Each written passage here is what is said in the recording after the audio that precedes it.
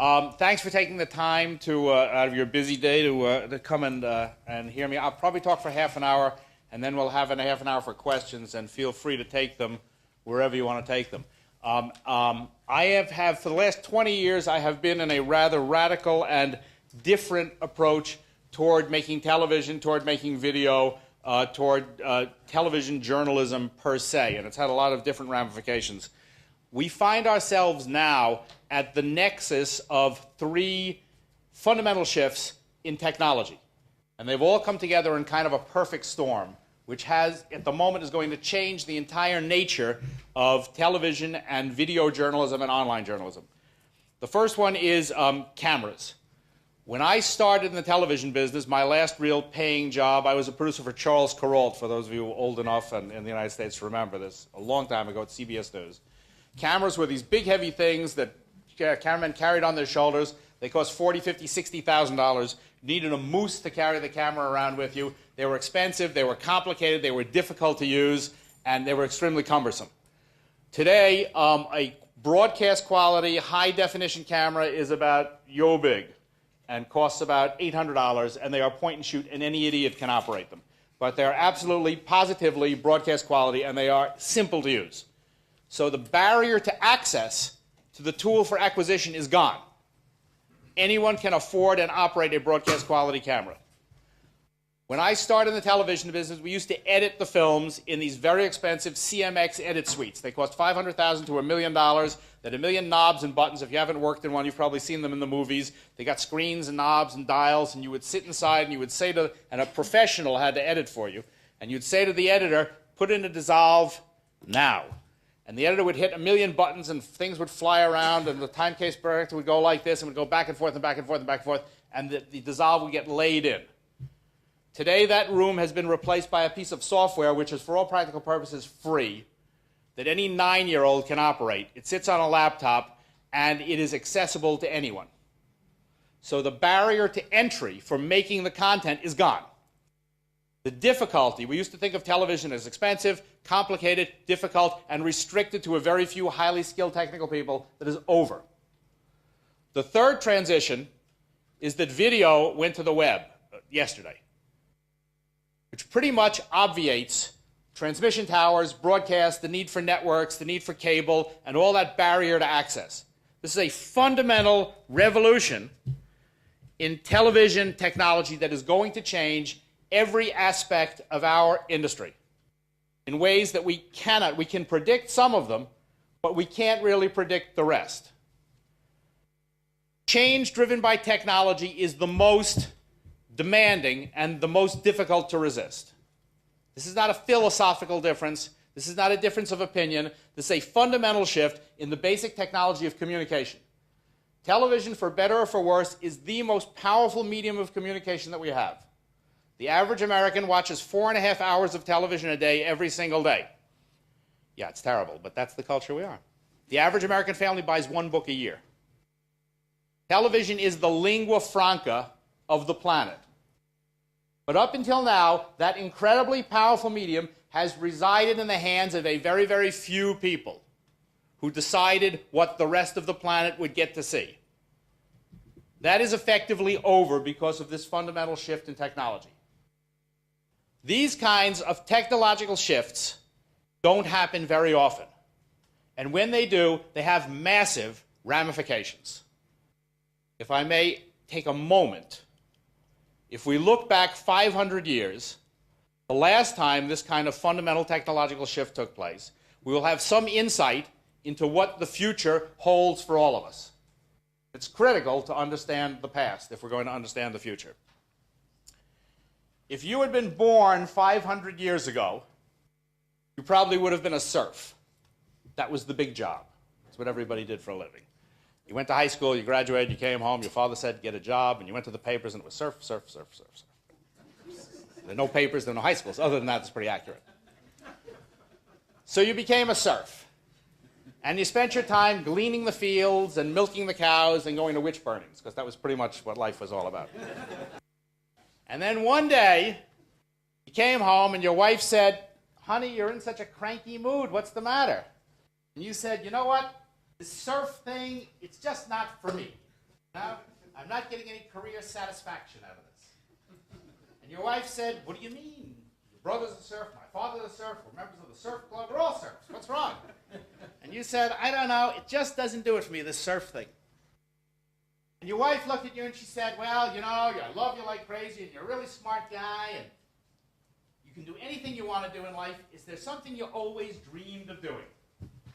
You look at your wife and you go, don't laugh at me. But ever since I was a kid, I always dreamed of being a child psychologist or a writer. Well, to be a child psychologist in 15th century Germany was a quick trip to the witch burnings, but on the wrong side. You know what I mean? The son is suffering from sexual attraction to his mother, goes, burn him. You could be a writer. You could be a writer in medieval Europe. But to be a writer meant you had to join the priesthood, because those were the only people who were literate. So after much agonizing, you decide to do it. You take the big leap. You take your vows of poverty and chastity and celibacy, and you join the priesthood. And pretty soon you're a priest. Swinging that thing with the smoke coming out of it, you got the hood, you're sleeping on stone floors, you're taking confessions, things are great. You're a priest for a couple of years, and then they come to you and they say, sorry, what's your name? Mardo. Mardo. Brother Mardo, you've been such a good priest, we're going to make you a monk. And you go, cool. Jesus. Cool. You put on about 300 pounds, you get that thing with the rope, you get a tonsured haircut, you're all set. You join the monastery and you're assistant monk, associate monk, deputy managing monk, you work your way all the way up. Finally, one day they come and they say, Brother Mardo, you've been such a good monk, we're going to make you a writer. Waiting for this your whole life. They take you up to the scriptorum. You know what the scriptorum is? It's a room at the top of the monastery where they do the writing. And in the scriptorum, they have a wooden table. And on the table is a Bible chained to the table, and there's a pile of vellum papers. And they say, here's the job. It's 9 to 5, Monday through Friday. You come in, just copy the pages. Just copy the pages. Right? It's very complicated, very difficult to make a book. Takes a year, very technical. Come in, you make these beautiful golden C's. You draw these little cherubs. Just copy the papers. That's the whole job, okay? And that's writing in the 15th century. And they say, by the way, do not mess with the content. Because we've got 97% market share, 85% penetration, we know we're doing. So you do it. You take the job. And now you're a writer in 15th century Europe, right? You're a writer. You're doing great. You know why? Because you wrote the #1 bestseller this year. Also #2, #3, #4. You go to the bookstore, it's Bible, Bible, Bible, Bible. They got this thing in the store that says local author. You go down, you're signing books. You're doing great. It's fantastic. Couldn't be better, right? Dressing all in black, you're very downtown, you're picking up girls like crazy because you go to parties and they go, what do you do for a living? You go, I'm a writer. And the girls go, really? You go, yeah. And you go, have you written anything I've read? And you go, Exodus?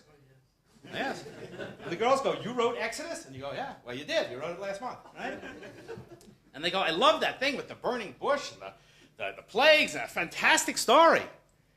And you go, I'm working on a new one now called Deuteronomy.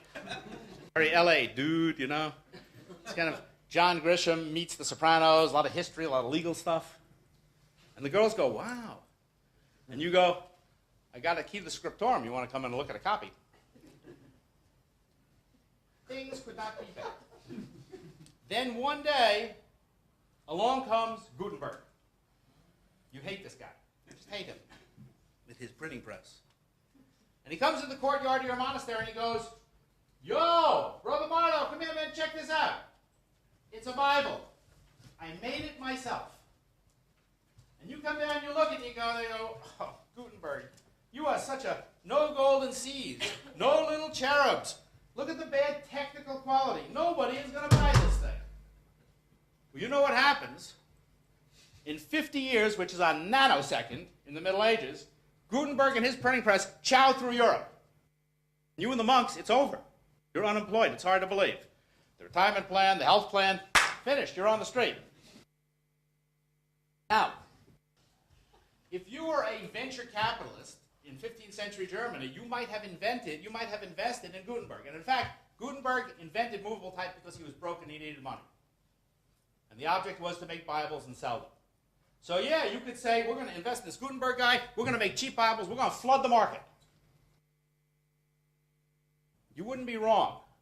But the upshot of the printing press was not designed to make cheaper Bibles. I mean, it was, but that wasn't the upshot. The implication of the printing press was it gave anyone with an idea the ability to publish. This was a very, very, very radical event. Very radical, much more than Gutenberg ever realized. All across Europe, people start writing and publishing.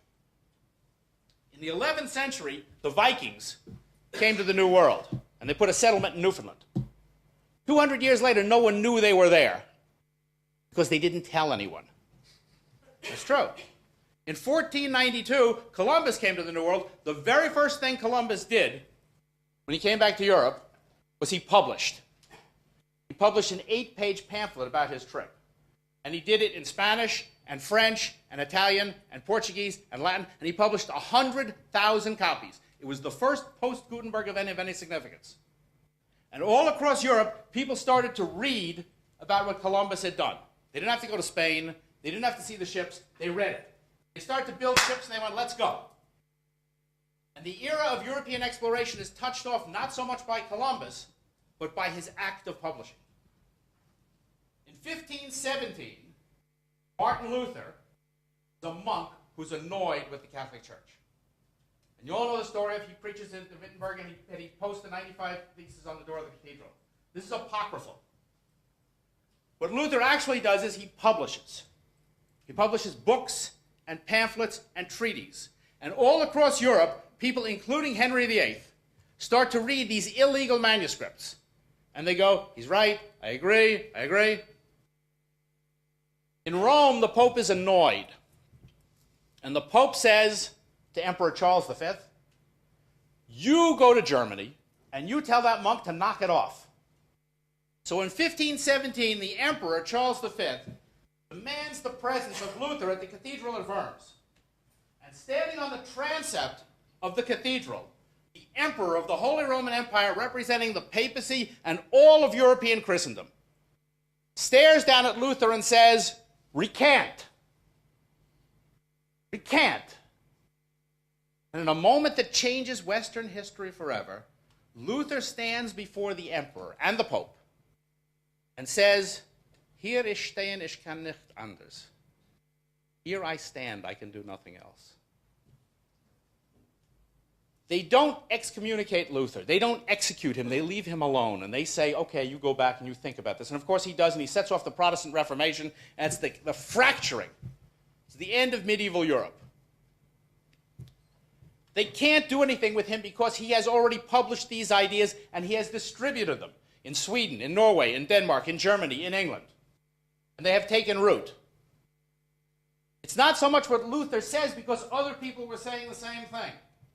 It's that he publishes. It's the power of that piece of technology married to an idea.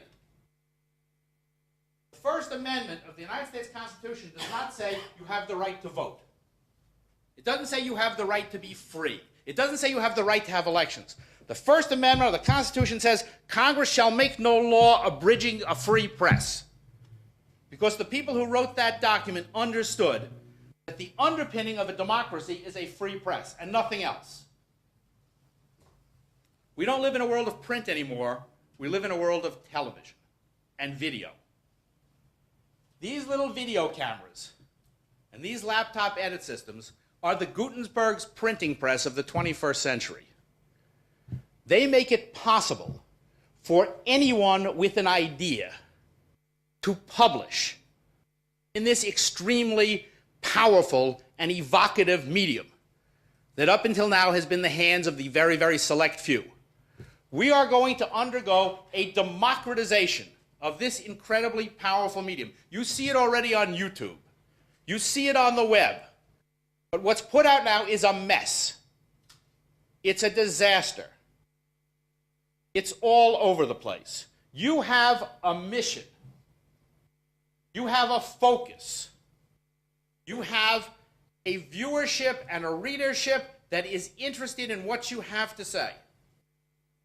It is absolutely, positively critical that you embrace this technology, that you set the standards for the rest of the world, that you take the leading edge in this because others will take it. And you have a window and a moment of opportunity in which to embrace this thing and embrace it wholeheartedly. because the technology and the opportunity are already there. This is already happening. I've spent the last 20 years of my life building television stations and networks and broadcasts around the world, and they go through a very, very long spectrum. From VOA, who was one of my clients, and for a long time ago, we ran off to Moscow together, right? That was fun, right? New York Times Television, I was the president and founder of New York Times Television. BBC was my client for 5 years. I did a partnership with Al Gore, and we own a company called Current TV, which you may have seen, which is an online website for feeding these things. I run boot camps, and I train people to do this. I'm now taking newspapers and magazines into the world of video. This is happening. It is happening now. And you have a choice. You can either seize and embrace the technology and own it, or you can stand back and it will leave you behind. Make no mistake about this. It is not an option, it is an imperative. It is an imperative. In 1356, Edward III was King of England and also parts of France, or so he believed. And Philip IV was King of France. And there was an enormous dispute over Calais and Burgundy, all parts that the English king felt should be theirs and the French king felt should be theirs. So Edward mounted an army. And he took the army to England to take back his land. Sorry, France. Thank you. He took the army to France. Philip, the king of France, France was the most powerful country in the world. Philip gathered up the largest army the world had ever seen. 60,000 knights. All in armor, all on their horses, all with their lances. The expense of this was enormous. It was the largest military machine in the world. Edward did not come to France with knights. Instead, he came with 12,000 longbowmen. Like this. And they met outside of the village of Crécy. You can imagine that when this French army of 60,000 knights marched over the hill and saw these 12,000 Englishmen in their green tights with their little bows and arrows, Philip must have said, "This is going to be over by lunch. Let's go." And you can imagine that if you had been a longbowman in England, you would have been standing there in the cold in your tights with your little bow going, "What the hell have we gotten into?" The French army advanced. And Edward turned to the English bowmen and said, "Not yet. Not yet." And you can imagine what that sounded like, with 60,000 knights in armor thundering down the French countryside. It must have been just terrifying. And finally, when the French army was close, Edward said, "Now." And the longbowmen unleashed their bows, unleashed their arrows, and they went for the horses. And the horses were all down. And the knights were trapped in the mud in their suits of armor, unable to move. And the English army came with little knives, and they killed them all, through the armpits or through the eye slits. It's unpleasant, but that's how war is. They were slaughtered. It was the end of not only the French army, it was the end of medieval warfare in general.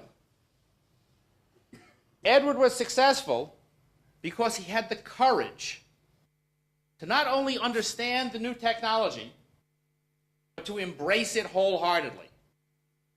Edward didn't say, "Well, geez, we'll take 10,000 knights and we'll take 500 bowmen and we'll see how they do. Or we'll get a couple of kids in the corner and we'll buy 50 longbows and see what happens."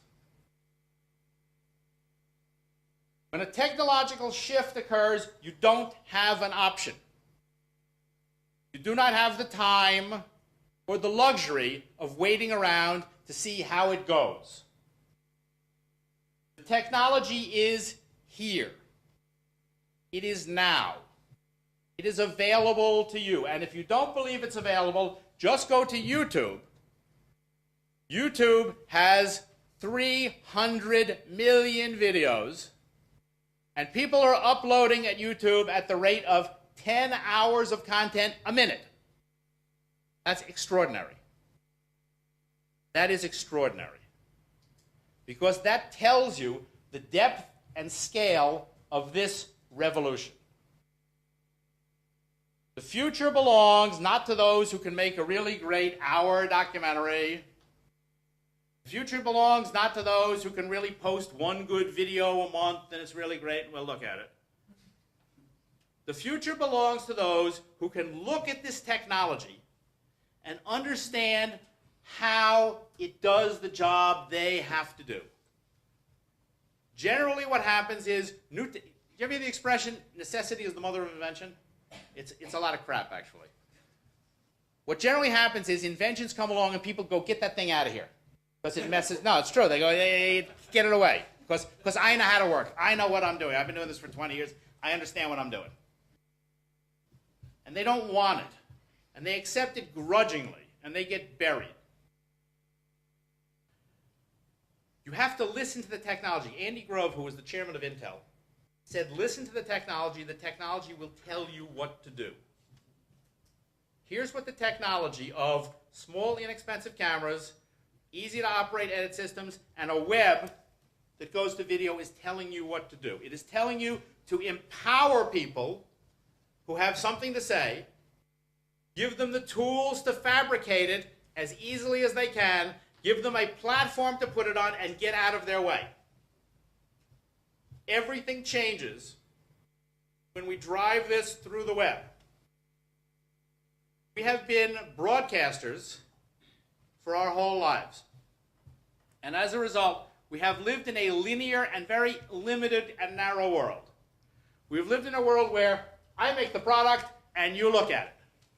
Newspapers, magazines, television, doesn't make any difference. I make the product, here it is, come and see it and look at it. When the web came along, this incredibly powerful tool, people who had lived in this world looked at the web and they couldn't help themselves. And they took the model and they plugged it into the internet. I was, as I said, president of New York Times Television for 2 years. If you go to nytimes.com on the web, what you will see is a newspaper online, which is crazy. Because the internet is capable of doing so much more. And the people who run the Times are very smart. But they cannot get beyond the idea of we make a newspaper and here it is. The web militates for a very different architecture in every way. You understand the democratization part already. The distribution part is also very different. If you go to the most successful websites, anybody ever go to eBay? Yes, right? eBay is all the junk in the world for sale up here, and all the people who want to buy it down here. And the web puts them together, like this. Anybody ever go to Amazon.com to buy a book?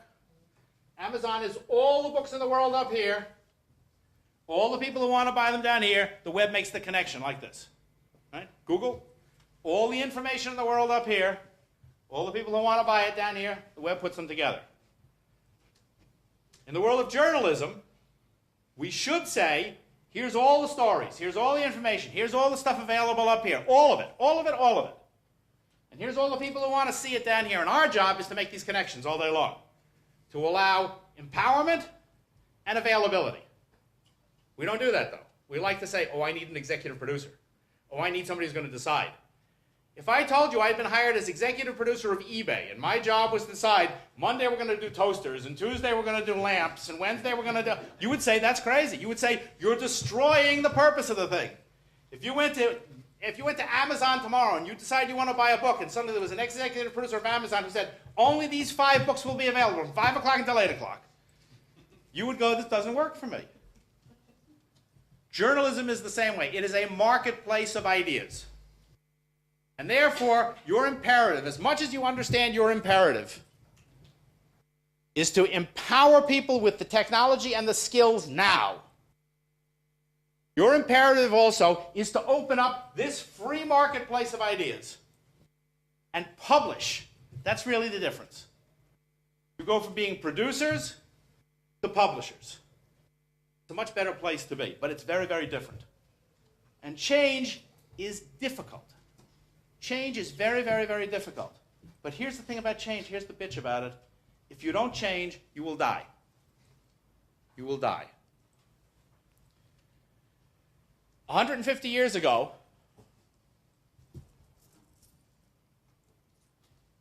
New Bedford, Massachusetts, was the wealthiest city in North America. Anybody been to New Bedford now? It's a rat hole. It's hard to believe, yeah. It's a nice town, but it's okay. You come from New Bedford? Oh, good, okay. It's a rat hole. But New Bedford was the wealthiest city in North America because of oil, because of whales, whale oil. That's where they hunted the whales from. 90% of the whales hunted in the world came through New Bedford. New Bedford, that's why Moby Dick takes place in New Bedford. It was about oil. And they built these fantastic ships and this fantastic technology to chase whales around the world and sell the oil. In 1857, in a town called Titusville, Pennsylvania, they drilled for oil in the ground, which no one had ever heard of, and they struck it at 60 feet. In that moment, New Bedford was finished. Because now you didn't have to sail to the Arctic and chase animals. You could just put a hole in the ground, right? If the whalers in New Bedford had been smart, they would have packed up and headed for Pennsylvania. Because they weren't in the whale business. They were in the oil business. They had oil markets all over the world. But they weren't. They forgot. They forgot what business they were in. Sorry.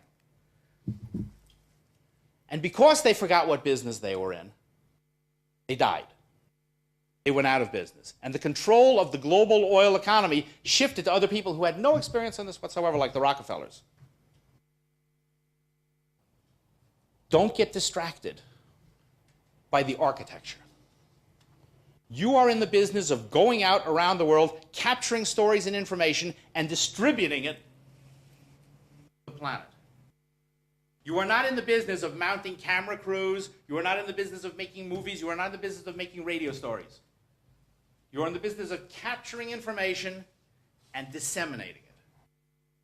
When a new technology comes along that is so powerful and so fundamental that it shifts the entire architecture of your industry, you don't have a choice. I mean, you do have a choice. Either you embrace it, like Edward III did, and run with it as fast as you can, or like the people of New Bedford, you become a museum piece. And that's your option. Okay, I said we talk for half an hour to have questions. Was that enough to get like an introduction going?